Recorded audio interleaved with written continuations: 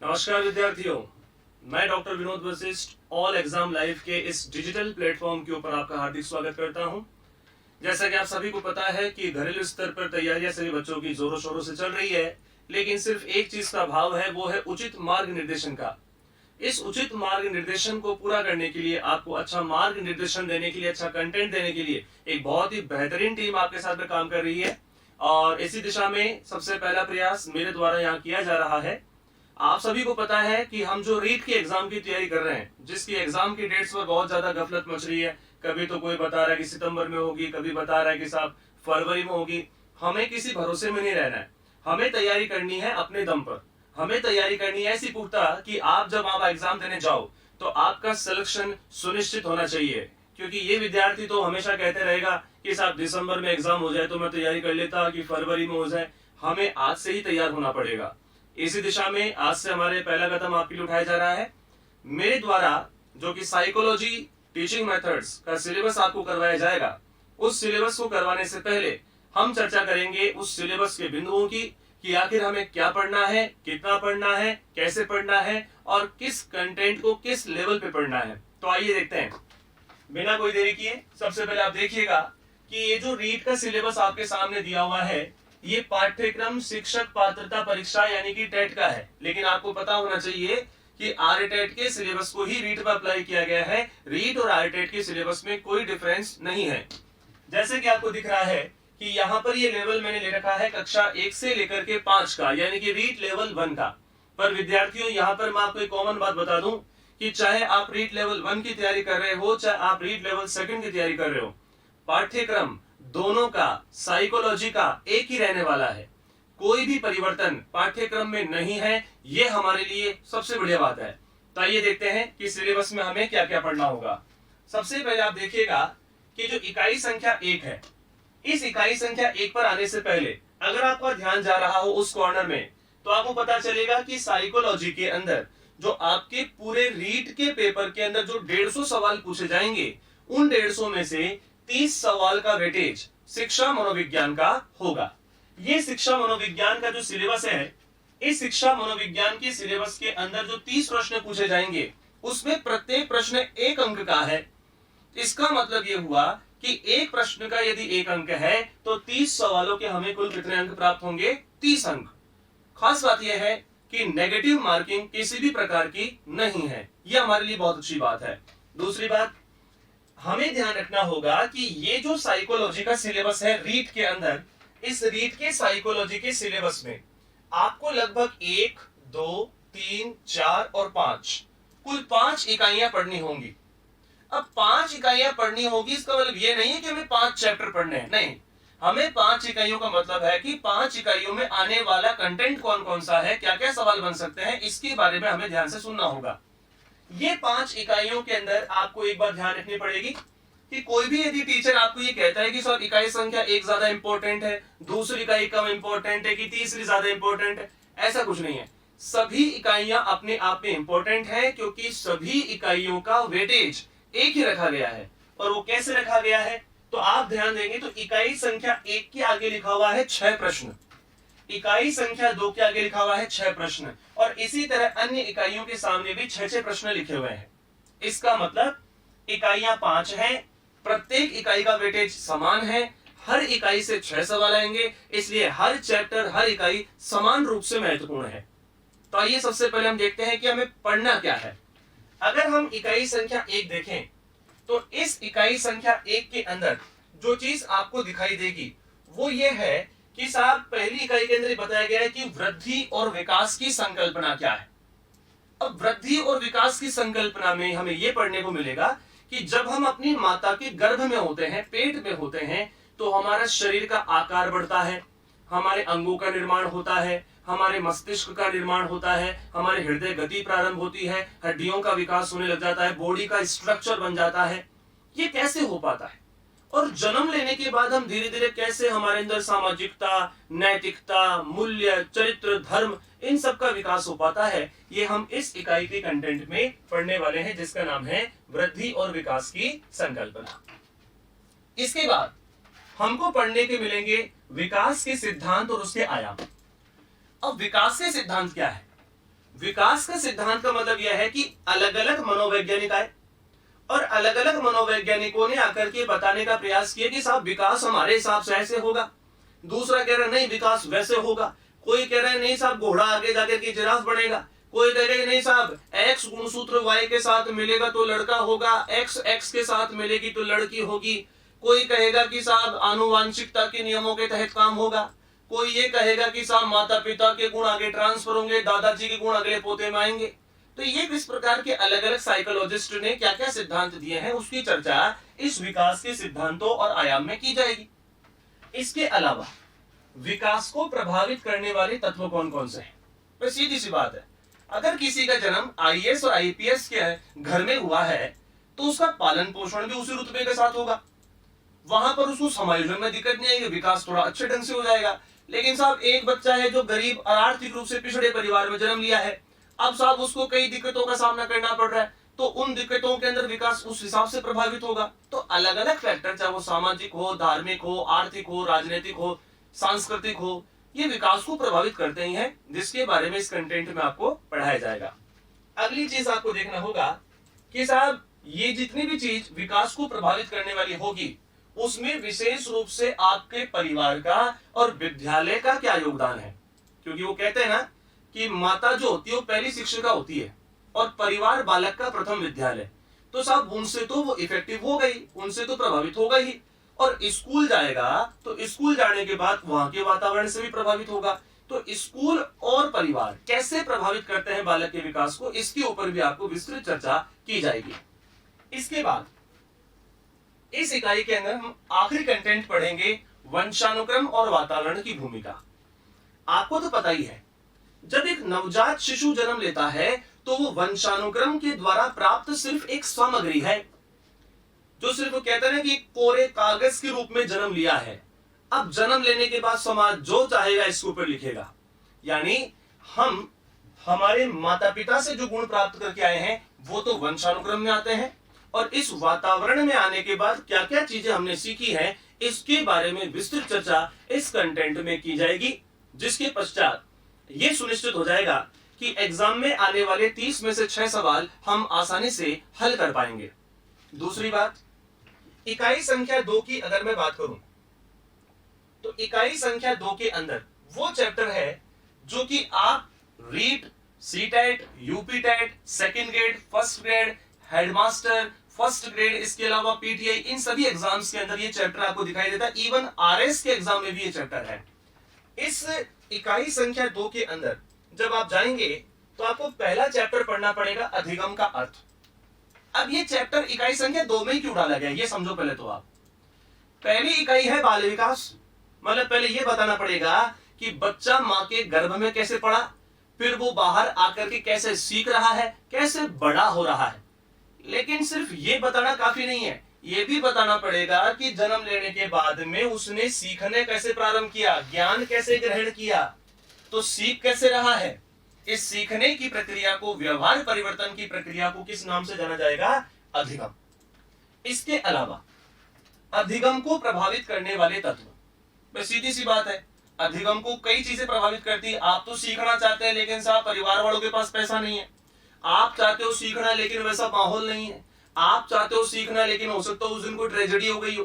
तो कोई कई प्रकार की चीजें जो हमारे अधिगम को, हमारे सीखने की दर को प्रभावित करती हैं, वो आपको इसके अंदर पढ़ने को मिलेगी। इसके अलावा अधिगम के सिद्धांत और इसके अभिप्रेत। अधिगम के सिद्धांतों का मतलब है कि जैसे थॉर्नडाइक है, भूखी बिल्ली पर प्रयोग करके बताएगा कि प्राणी कैसे सीखता है। पावलोव है, कुत्ते के सामने घंटी बजा करके लार टपकवाएगा और वो अपने हिसाब से सिद्ध करेगा कि अधिगम क्या है।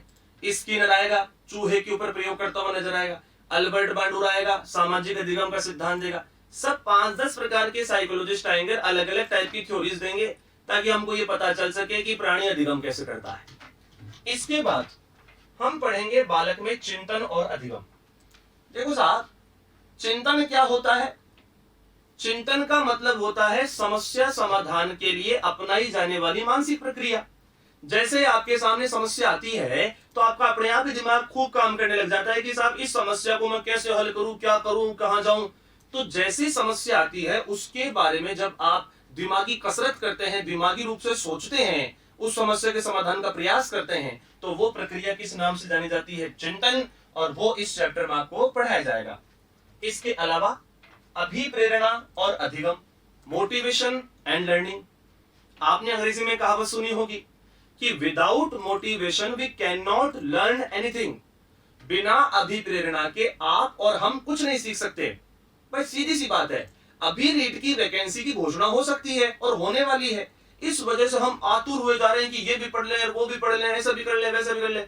लेकिन पता चले रीट की वैकेंसी हो गई, उसके बाद में साहब मैं आपके सामने वीडियो बना रहा हूं, उसके बाद मैं आपको पढ़ा रहा हूं, तो आप भी सोचोगे रे यार अभी तो वैकेंसी तो गई यार, ये पता नहीं क्यों पढ़ा रहा है। तो अभी प्रेरणा का मतलब है कि किसी भी चीज को प्रारंभ करने के लिए तभी मजा आता है जब उसको प्रारंभ करने के लिए पहले क्या मिली हुई हो? मोटिवेशन। जो इस चैप्टर में आपको बहुत ही तसल्ली से, बहुत ही तरीके से, सिस्टमेटिक तरीके से पढ़ाई जाएगी, जिसके बाद में यहां इस इकाई संख्या 2 से आने वाले 6 प्रश्न भी किसी भी प्रकार से किसी विद्यार्थी को कठिन नहीं लगेंगे। इसके बाद हम बात करते हैं इकाई संख्या 3 की। और इस इकाई संख्या 3 के अंदर जब आप आएंगे तो आपको पढ़ना पड़ेगा पहले व्यक्तिगत विभिन्नताओं के अर्थ, प्रकार, उनकी भाषा, जाति, लिंग, समुदाय आदि। अब ये क्या है? आप तो ये जानते हैं कि संसार में जन्म लेने वाला प्रत्येक प्राणी एक दूसरे से अलग है। कोई गोरा है, कोई काला है, कोई बौना है, कोई ऊंचा है, सबके अलग अलग वेरिएंट्स हैं। तो ये आपको ध्यान रखना पड़ेगा कि व्यक्तिगत विभिन्नताओं का क्या मतलब है। अब कई प्रकार की हो सकती है। कक्षा में जाओगे पढ़ाने तो कोई प्रतिभाशाली बालक के रूप में दिखाता है, कोई मंद बुद्धि बच्चा बैठा है, कोई सामान्य बुद्धि बच्चा बैठा है, कोई सृजनात्मक बच्चा बैठा है। आप अगर भाषा के आधार पर देखोगे तो कोई तमिल बोलता है, कोई तेलुगु बोलता है, कोई कन्नड़ बोलता है। जाति के आधार पर देखोगे तो कोई राजपूत है, कोई गुर्जर है, कोई मीणा है, कोई ब्राह्मण है। आप देखोगे लिंग के आधार पर तो कोई लड़का है, कोई लड़की है, कोई किन्नर है। इसके अलावा समुदाय के आधार पर कि ब्राह्मण समुदाय है कि राजपूत समुदाय है। ये अलग अलग वेरिएंट्स जो इंडिविजुअल डिफरेंस के दिखाई देते हैं, उन्हें व्यक्तिगत विभिन्नताओं को आपको यहाँ पर मेरे द्वारा पढ़ाया जाएगा, रोचक ढंग से पढ़ाया जाएगा, टिप्स के ऊपर आपको याद होगा। इसके बाद में अब आता है व्यक्तित्व की संकल्पना, प्रकार, पर्सनैलिटी। आपके सामने एक आदमी सोने की मोटी चेन पहन के, बढ़िया कुर्ता पजामा पहन के स्कॉर्पियो गाड़ी से उतरता है तो आपको लगता है कि वाह साहब क्या आदमी है, क्या शानदार पर्सनैलिटी। सबका अपना अपना एक अलग व्यक्तित्व है। कोई साहब कोई श्रेष्ठतम है, कोई साहब ऐसा लगता है कमजोर दुबला पतला है, शारीरिक रूप से कमजोर है, कोई साहब बहुत ज्यादा हंसमुख है, कोई बहुत अपने आप में चुपचाप रहने वाला आदमी है। तो ये पर्सनैलिटी क्या है, व्यक्तित्व क्या है, ये सारी चीजें आपको इस चैप्टर में पढ़ाई जाएगी, इस कंटेंट में पढ़ाई जाएगी। व्यक्तित्व को प्रभावित करने वाले तत्व, वही बात, वही परिवार, समुदाय, समाज। इसके अलावा व्यक्तित्व को मापने के तरीके, सीधी सी बात है, आपका व्यक्तित्व कैसा है इसको पता लगाने के ढेरों तरीके हैं। कोई हो सकता है कि प्रश्नावली विधि का इस्तेमाल कर दे, कोई समाजमिति विधि का इस्तेमाल कर दे, लेकिन ज्यादातर एग्जाम में जो पूछा जाता है वो है TAT test, CAT test, IBT test, SAT test. ये सभी प्रकार के टेस्ट जिसको किसी आदमी ने बनाया है, किसी वर्ष में बनाया है, कोई शाही के धब्बों के कार्डों का प्रयोग कर रहा है तो कोई मानव चित्रों का प्रयोग कर रहा है। इनकी विस्तृत चर्चा आपको इस चैप्टर में की जाएगी। इसके बाद तीसरा कंटेंट इस इकाई में आप देखेंगे बुद्धि। बुद्धि क्या है भैया? ये आप सब जानते हो कि जब तक 1350 ग्राम का भेजा ये जो हम लेके घूम रहे हैं सर में, इसका इस्तेमाल हम नहीं करेंगे तो जीवन जीना बड़ा मुश्किल है भैया। इसका मतलब यह है कि बुद्धि जो है, पहले तो ये बताना पड़ेगा कि बुद्धि का अर्थ क्या है, फिर ये बताना पड़ेगा कि बुद्धि से संबंधित सिद्धांत। कोई कहता है कि साहब इसमें एक कारक है, कोई कहता है 2 कारक है, कोई कहता है 3 कारक, कोई कहता है कारक ही नहीं है, इसमें तो आयाम है, कोई कहता है कि ये तो नमूना है, कोई कहता है कि साहब ये तो बहुबुद्धि है, अलग अलग बुद्धियां संगठित है। उन सभी सिद्धांतों को इसमें आपको पढ़ाया जाएगा। और इसके अंदर सबसे इंपॉर्टेंट सिद्धांत दिया हुआ है बहुबुद्धि सिद्धांत, जो कि हार्वर्ड, गार्डनर और मर्फी के द्वारा दिया गया था। इस बहुबुद्धि सिद्धांत के अंदर कोई संगीत बुद्धि, कोई स्थानिक बुद्धि, कोई देशज बुद्धि, इनके बारे में विस्तृत चर्चा मेरे द्वारा की जाएगी, जिसके बाद में आप ये इंश्योर हो जाएंगे कि इस इकाई से आने वाला भी सवाल हमारा गलत नहीं होगा। इसके बाद चौथी इकाई जब हम पढ़ते हैं तो इस चौथी इकाई के अंदर हमको पढ़ना पड़ता विविध अधिगम करता। अभी अभी आपने जो व्यक्तिगत विभिन्नताएं देखी थी वो तो सिर्फ पूछा था जाति लिंग समुदाय के आधार पर। अब जाति मतलब ब्राह्मण राजपूत गुजर, समुदाय मतलब अपना अपना सबका समाज है, और इसके अलावा लिंग के आधार पर तो कोई लड़का है तो कोई लड़की है। लेकिन यहां ऐसा नहीं है।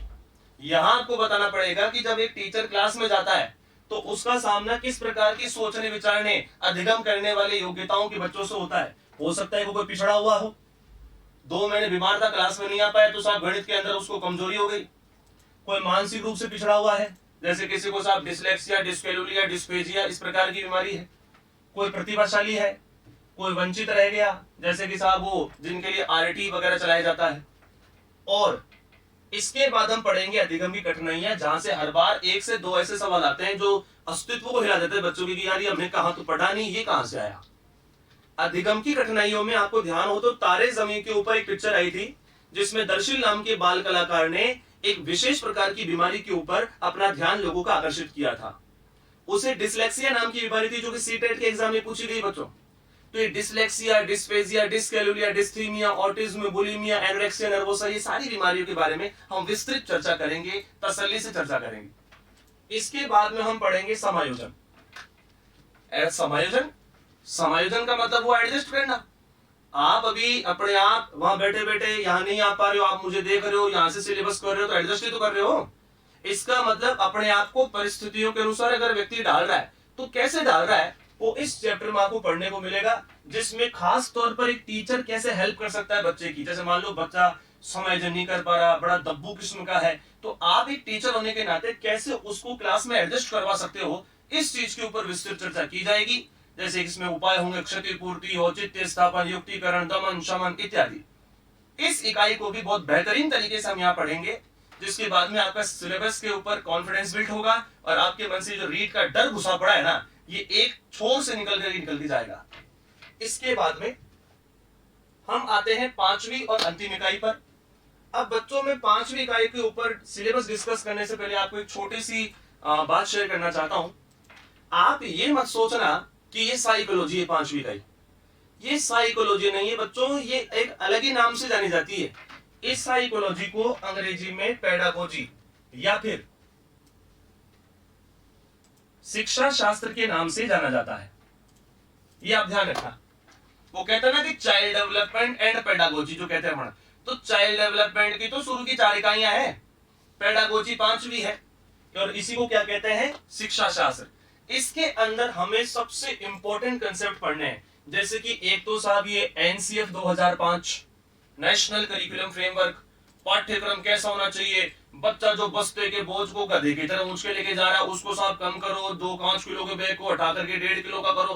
किस तरीके की चीजें, किस तरीके से बच्चे को सहूलियत दी जा सकती है, उसके ऊपर विस्तृत चर्चा एनसीएफ 2005 में हम करेंगे। इसके अलावा आकलन, मापन, मूल्यांकन क्या है, कैसे बच्चे का मूल्यांकन करना चाहिए, मापन क्या होता है, मूल्यांकन क्या होता है, दोनों में अंतर क्या होता है। इसके अलावा वो जो आप ग्रेडिंग प्रणाली जानते होंगे, A+, A, B, C, D, ये जो ग्रेड दी जाती है उसे सतत और समग्र मूल्यांकन प्रणाली के तहत पढ़ाया जाएगा बच्चों। राजस्थान में कब आया, इंडिया में कब लागू हुआ, एनसीईआरटी के द्वारा कब लागू किया गया, कौन सी ग्रेड किस विषय में मिलती है, कितने नंबर पर कौन सी ग्रेड आती है, ये सारी बातें हम इस बार आराम से करने वाले हैं। इसके अलावा उपलब्धि परीक्षण यानी कि अचीवमेंट टेस्ट, बच्चे ने कितना सीखा, साल के अंत में क्या रिजल्ट निकला, उसको किस तरीके से आइडेंटिफाई करेंगे, उसकी चर्चा उपलब्धि परीक्षण में होगी बच्चों। इसके अलावा क्रियात्मक अनुसंधान, अनुसंधान तो कई प्रकार के होते हैं, जैसे मान लो कि लाल किले की इमारत या साहब ताजमहल की इमारत पर अम्लीय वर्षा के प्रभाव का अध्ययन कर रहे हैं हम, तो वो भी अनुसंधान है। अनुसंधान वो क्रियात्मक कहलाता है जो केवल स्कूल की, विद्यालय की समस्याओं से जुड़ा हुआ। जैसे साहब एक बच्चा रोज स्कूल आता है लेकिन भाग जाता है, बंक कर जाता है, ड्रॉप आउट कर जाता है, ऐसे बच्चों की मानसिकता का अध्ययन अगर आप करोगे तो वो क्रियात्मक अनुसंधान कहलाएगी, क्योंकि तात्कालिक शैक्षिक समस्याओं का समाधान करना है। इसके बाद हम पढ़ेंगे सबसे इंपॉर्टेंट टॉपिक आरटीई 2009, निशुल्क एवं अनिवार्य बाल शिक्षा का अधिकार अधिनियम 2009, जिसमें टीचर की क्या क्वालिटी होगी, टीचर क्या कर्तव्य निभाएगा। ये आरटी में बच्चों फिर बता देता हूं, जितने भी आपको वीडियोस अवेलेबल हो रहे हैं उसमें अपडेटेड कंटेंट नहीं आ रहा है। आईआईटी में अभी बहुत कुछ बदलाव हुआ है जिसके बारे में अभी तक आप अनभिज्ञ हैं, इसलिए आप लेटेस्ट अपडेटेड मटेरियल ही अपने पास रखें। क्या बीता है, कल को क्या घटना घटी, कौन सी धारा में संशोधन हुआ, अब क्या होगा आईआईटी में, ये सारी बातें आपके सामने मैं लेके आऊंगा इसी यूट्यूब चैनल के ऊपर, इसी डिजिटल प्लेटफॉर्म के ऊपर बाय एप्लीकेशन। लेकिन आपको इसमें एक छोटा सहयोग करना पड़ेगा कि ताली कभी एक हाथ से नहीं बजती, उसके लिए दूसरी ताली का हाथ पे पास में आना जरूरी है। वैसे ही मैं सिर्फ आपको अच्छा कंटेंट दे सकता हूं, आपका मेरे साथ जुड़ा रहना आवश्यक है। हमें इन 5 इकाइयों को इस तरीके से पढ़ लेना है, ऐसा कंटेंट पढ़ लेना है कि ना भूतो ना भविष्यति। ऐसा कंटेंट तैयार कीजिएगा विद्यार्थियों कि जब आप एग्जाम में जाओ तो एग्जाम लेने वाला आपसे घबराए ना कि आप एग्जाम देने वाले। और इसी चीज के लिए हमारी टीम का हमारे द्वारा आपके लिए प्रयास रहेगा। और इसी प्रकार से हम अब जल्दी ही नेक्स्ट क्लास आपके सामने रिप्रेजेंट करने वाले हैं। तब तक के लिए धन्यवाद। जय हिंद, जय भारत।